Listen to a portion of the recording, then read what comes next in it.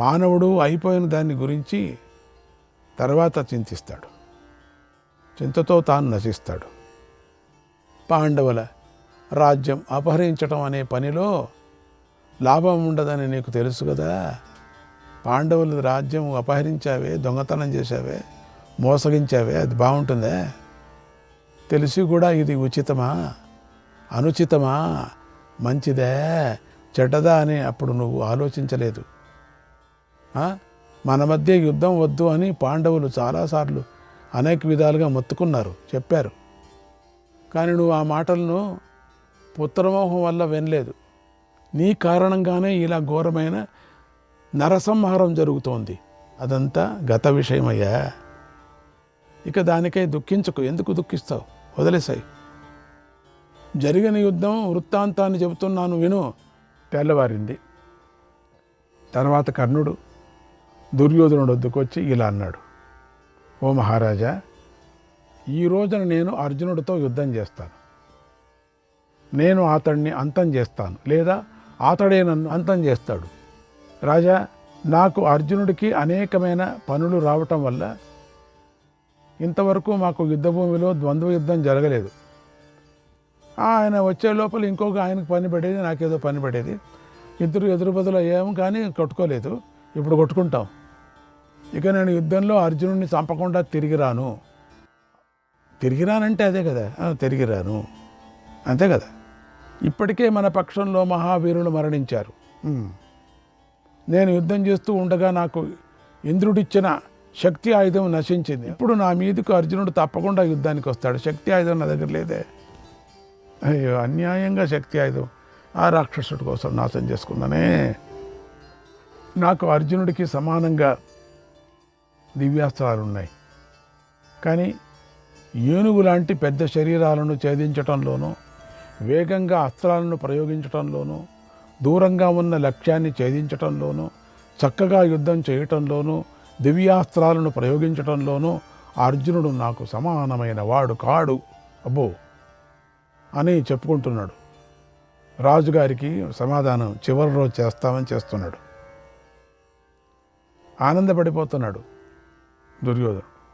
శరీర బలంలో, శౌర్యంలో, అస్త్ర విజ్ఞానంలో, శత్రువులను జయించే ఉపాయాలను తెలుసుకోవటంలో కూడా అర్జునుడు నాతో సమానమైన వాడు కాదు, తెలుసా? నా ధనస్సు పేరు విజయం. అది సర్వాయుధాల్లోనూ శ్రేష్టమైనది. ఇంద్రుడికి సంతోషం కలిగించాలని దీనిని విశ్వకర్మ నిర్మించాడు. ఇంద్రుడు ఈ ధనస్సుతో రాక్షసులను జయించాడు. ఈ ధనస్సు యొక్క ధ్వని విని రాక్షసులు ఏ దిక్కు ఎటు ఉంటుందో కూడా తెలియకుంతగా మోహితులైతారు. పూర్వం ఈ ధనస్సు ఇంద్రుడు పరశురాముడికి ఇచ్చాడు. ఆయన దీనిని నాకిచ్చాడు. పూర్వం యుద్ధంలో ఎదురుపడైన రాక్షసులను అందరినీ కూడా ఇంద్రుడు దీనితోనే జయించాడు. అదేవిధంగా నాకు ఎదురుపడిన అర్జునుడిని ఈ ధనస్సుతోనే జయిస్తాను. పూర్వం ఈ ధనుస్సుతోనే పరశురాముడు 21 సార్లు సమస్త భూమిని జయించాడు. పరశురాముడు ఇచ్చిన ఈ ఘోరమైన ధనస్సు గాంధీవం కంటే గొప్పది. ఎందుకంటే పరశురాముడు దీనితో సాధించిన దివ్య కార్యాలను స్వయంగా నాకు ఇచ్చాడు, నాకు చెప్పాడు, ఇచ్చాడు. కనుక నేను ఈ ధనస్సుతోనే అర్జునుడితో యుద్ధం చేస్తాను. ఓ దుర్యోధన, అర్జునుడిని వధించి బంధువులతో కూడా నిన్ను సంతోషపెడతాను.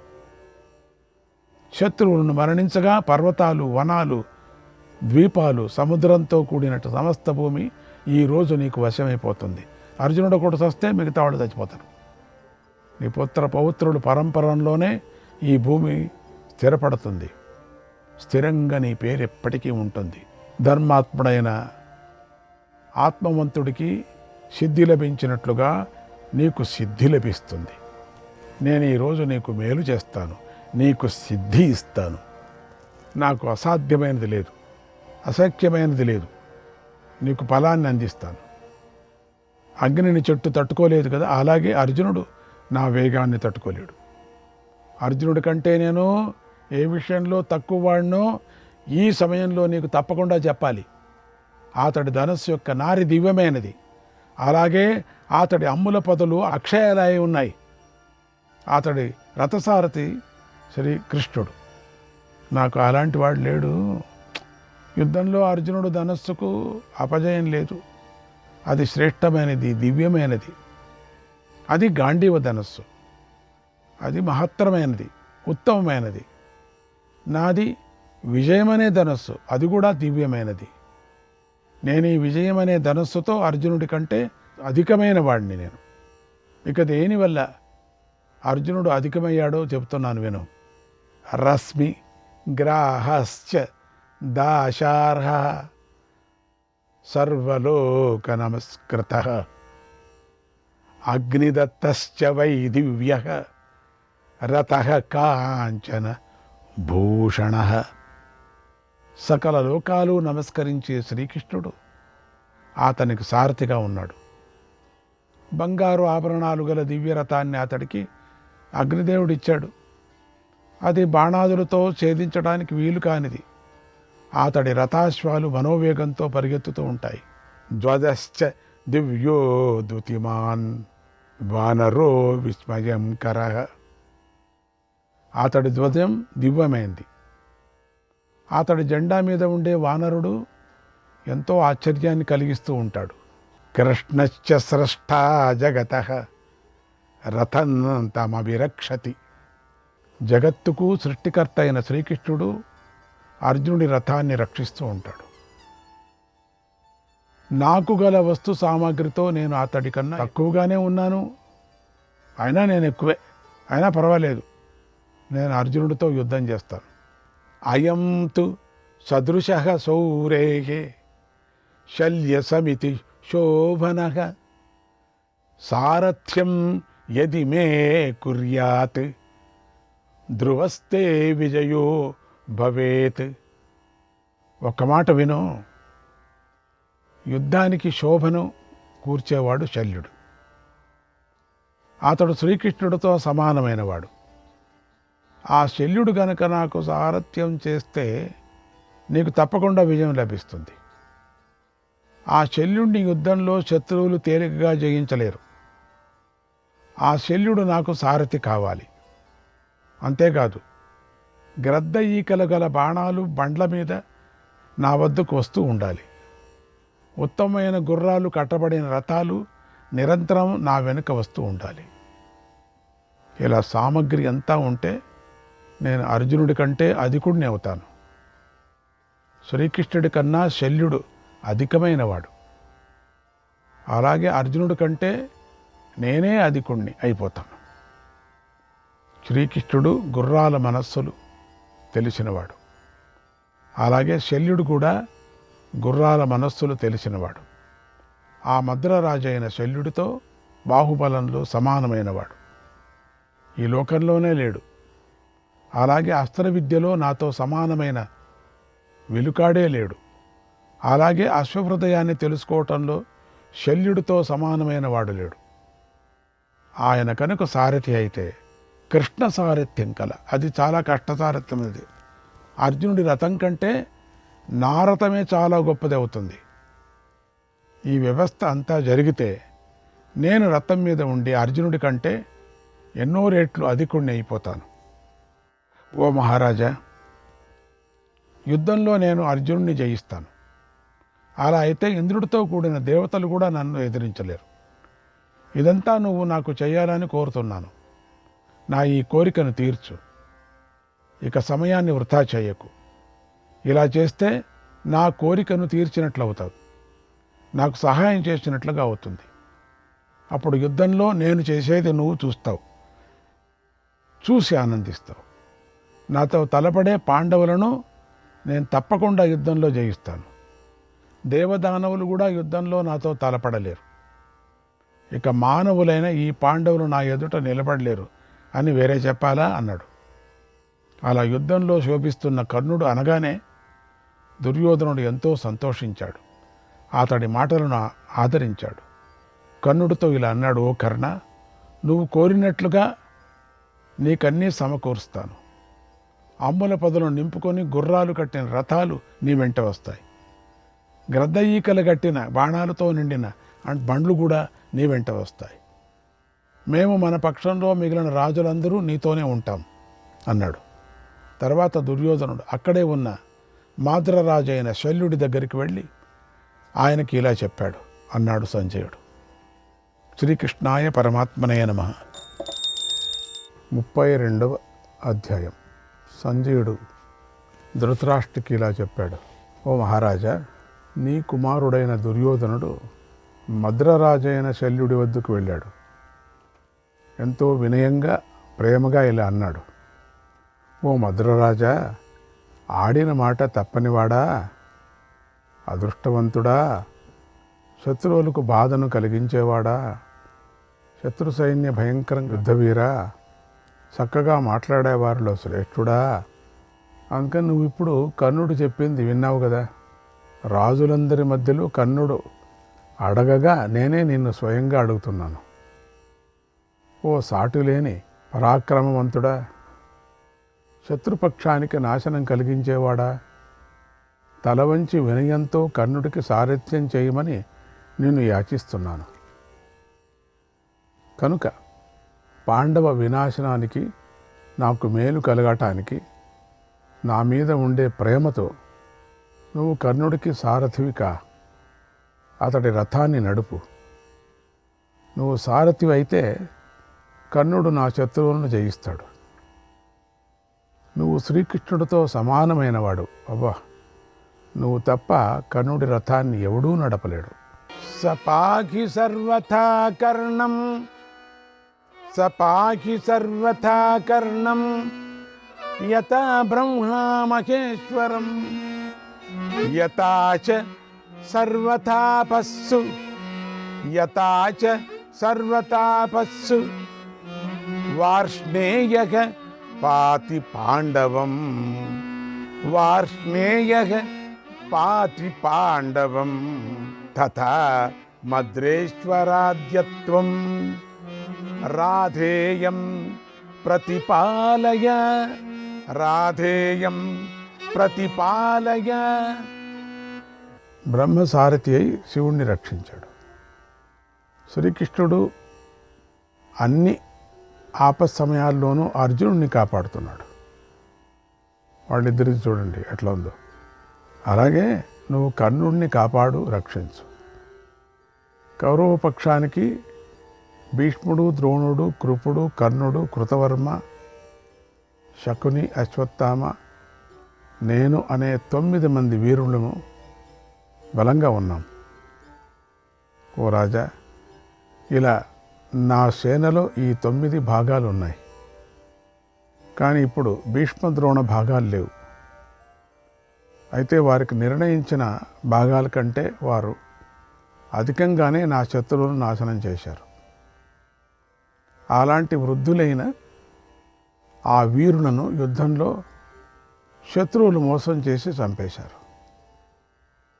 వారు దుష్కరమైన మహత్కార్యం చేసి ఇక్కడి నుంచి స్వర్గానికి వెళ్ళిపోయారు.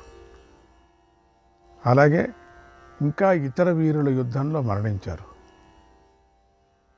మన పక్షంలో చాలామంది శక్తి కొద్దీ తమ కర్తవ్యాన్ని చక్కగా నెరవేర్చారు. యుద్ధంలో ప్రాణాలు విడిచి వీర స్వర్గానికి చేరారు. ఓ మహారాజా, ప్రస్తుతం మన సైన్యంలో చాలా భాగం మరణించింది.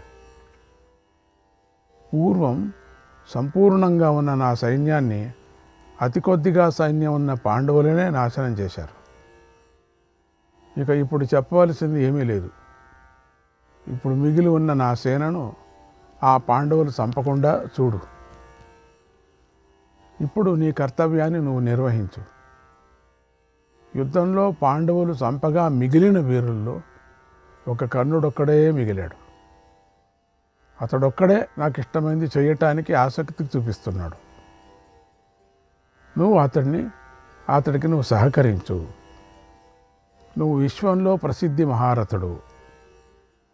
మా మేలును కోరుకునే వారిలో రెండోవాడు. ఓ శల్య, కర్ణుడు ఈరోజు అర్జునుడితో యుద్ధం చేయాలని అనుకుంటున్నాడు. ఓ మద్రరాజా, నేను కర్ణుడి మీదనే ఆశ పెట్టుకున్నాను. అతడి వల్లనే నాకు ఎక్కువగా జయాశ ఉంది. ఇలాంటి కర్ణుడి రథాశ్వాలను నువ్వు ఒక్కడివే నడిపిస్తావు. నువ్వు తప్ప మరొకడు నడిపించలేడు.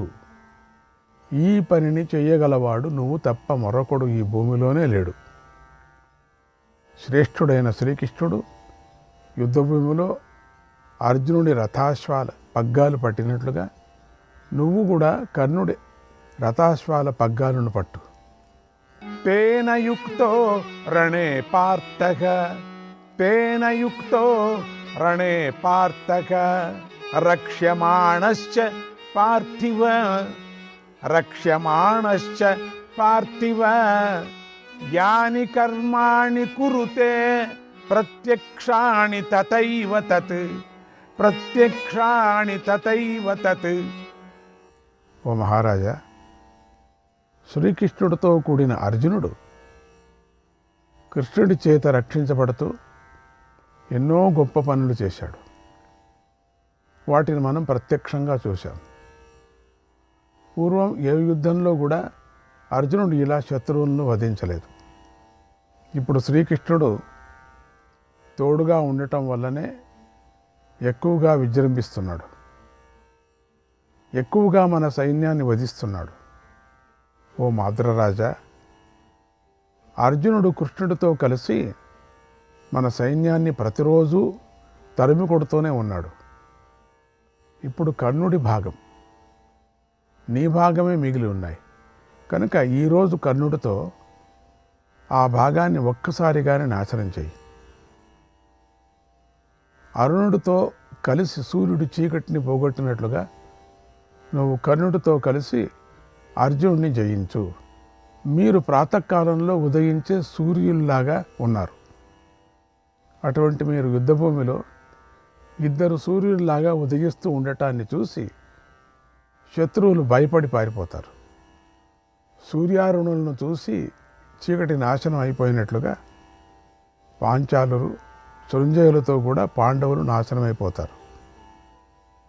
కర్ణుడు రతికులలో శ్రేష్ఠుడు, నువ్వు సారథులలో శ్రేష్ఠుడు. యథా సర్వా స్వవస్థాసు వార్ష్ణేయః పాతి పాండవం, వార్ష్ణేయః పాతి పాండవం, తథా భవాన్ పరిత్రాతుం, తథా భవాన్ పరిత్రాతుం కర్ణము వై కర్తనం రణే, కర్ణము వై కర్తనం రణే. సకల పరిస్థితుల్లోనూ శ్రీకృష్ణుడు అర్జునుడిని రక్షించినట్లుగా నువ్వు కూడా కర్ణుడిని రక్షించు. యుద్ధభూమిలో అద్భుతంగా యుద్ధం చేసే కర్ణుడికి నువ్వు సారథ్యం చెయ్యి. ఇక నా మాటలను శంకించకు అన్నాడు. ఆ మాటలు విని శల్యుడు కోపించాడు. కనుబొమ్మలను 3 భాగాలుగా కలిపి ముడివేసి చూశాడు. మాటిమాటికి చేతులను విదిలించాడు. అతడి విశాలమైన నేత్రాలు కోపంలో ఎర్రబడ్డాయి. వాటి అటు ఇటు కదిలిస్తూ చూశాడు. శల్యుడు మంచి కులము, అమితైశ్వర్యము, విద్యలలో మత్తుడై ఉన్నాడు. అతడు నీ పుత్రుడితో ఇలా అన్నాడు: ఓ గాంధారి కుమారా, నువ్వు నన్ను అవమానిస్తున్నావు, నిశ్చయంగా అవమానిస్తున్నావు. ఇది నిజం. ఎలాంటి భయం లేకుండా నన్ను సారథ్యం చేయమంటున్నావు. మనకంటే కర్ణుడు గొప్పవాడు అని మెచ్చుకుంటున్నావు. యుద్ధంలో కర్ణుడు నాతో సమానుడు కాడు. నేను కర్ణుడిని లెక్కించను. శత్రువులను చంపటానికై నా భాగాన్ని ఎక్కువగానే కేటాయించు. వారిని నేను యుద్ధంలో జయించి నా రాజ్యానికి వెళతాను. ఓ కురునందన, అలా కాదు. నేను ఒప్పుకోను అంటే నాకేమీ భయం లేదు. నేను ఒక్కడిని యుద్ధం చేస్తాను. ఈ రోజున యుద్ధంలో శత్రువులను దగ్ధం చేస్తాను. నా పరాక్రమాన్ని చూడు. శ్రీకృష్ణాయ పరమాత్మనే నమః.